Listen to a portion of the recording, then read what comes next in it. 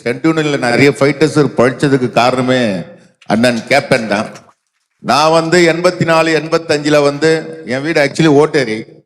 நான் ஒரு karate black belt, Tamil Nadu second body builder, YMCA boxer.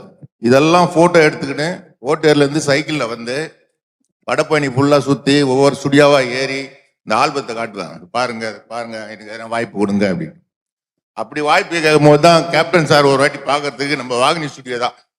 Vahini ஸ்டுடியோல புதியுகன்னு ஒரு படம், எஸ்.ஏ. சந்திரசேகர் டைரக்டர் நினைக்கிறேன்.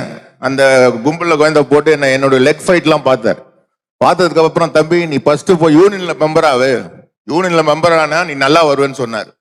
என்ன நல்லா வருவேன்னு சொன்ன ஒரே வார்த்தை எங்க அப்பா அம்மா கூட சொல்ல. கேப்டன் சார் சொன்னாரு, நான் 1000 படத்துக்கு மேல பண்ணிட்டேன், 5 சிஎம் கிட்ட அவார்டு வாங்கிட்டேன், இன்க்ளூட் கலைமாமணி அவார்டோட சேர்த்து.